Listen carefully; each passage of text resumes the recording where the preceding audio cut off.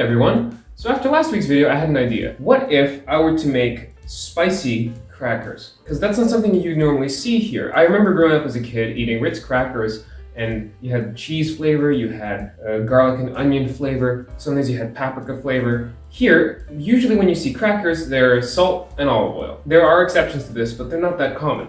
So I figured, why don't I try my hand at making some homemade crackers? And so, here we are. So for today's recipe, we're going to mix together 2 cups of all-purpose flour, a half a cup of water, 1 teaspoon of cumin, 4 teaspoons of chili powder, 2 teaspoons of paprika, 1 teaspoon of baking powder, a couple teaspoons of green onions, and about 3 teaspoons of olive oil. Now, these measurements aren't really based on any specific recipe, it's just more or less how much spices I think we're gonna need in order to taste it properly in the crackers. First, we're gonna mix together all of our dry ingredients. Actually, that might not be enough chili powder. Oh, I forgot to mention, salt to taste.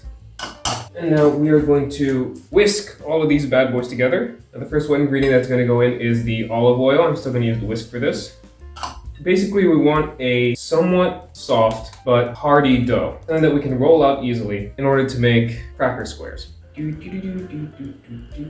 the part where I would cut the camera if I had a cameraman, but I do not. It is just me. You know, growing up as a kid, I remember eating crackers and it was like the best snack you could get. Remember fighting over like goldfish, who would get the most goldfish, or playing cards and trading snacks in school? You'd like give up your ham and cheese Lunchable for a sealed bag of like Ritz crackers. Those were the days, man.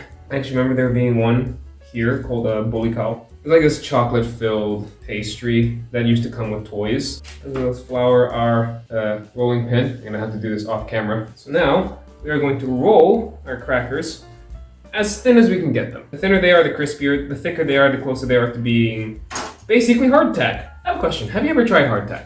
I've baked it a couple of times, and I've had a couple store-bought ones, and it's not bad. But if you dunk it in tea and soak it for a couple minutes, it tastes pretty good. Also, to be fair, I am the kind of person who will just eat white bread. Now, we're going to cut off the edges in order to make nice square crackers. Don't worry, we're not going to throw them out. We are going to keep the edges and make them basically chef's delights. And now we're just going to cut them to more or less the size of how we want our crackers to be. In this case, I want them to be about the size of like a saltine. I have made these progressively smaller. This is the diet end. Now we're going to transfer our crackers onto a baking sheet.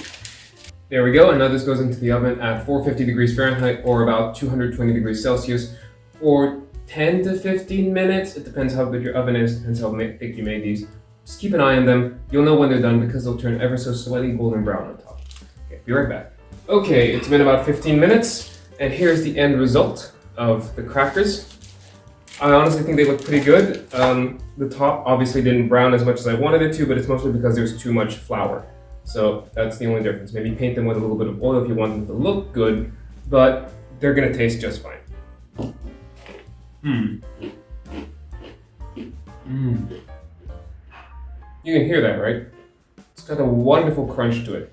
It's got a very crispy outside and a decently soft center. They are spicy. They are at least a little bit spicy. I have a pretty high spice tolerance, so I personally think I should put more chili powder into this. But if you're not the kind of person who likes something super spicy, 4 teaspoons or less of chili powder. Otherwise, it's going to be very strong. Well, that was this week's episode, guys. I hope you like it. Tell me what kind of recipes you want to see in the future. Do you want to see more baking style recipes or meals or specific topics about cooking, like what ingredient mixes go together, how to make taco seasonings, things like that? Tell me down below what kind of stuff you'd like to see in the future, and I guess I'll see you around.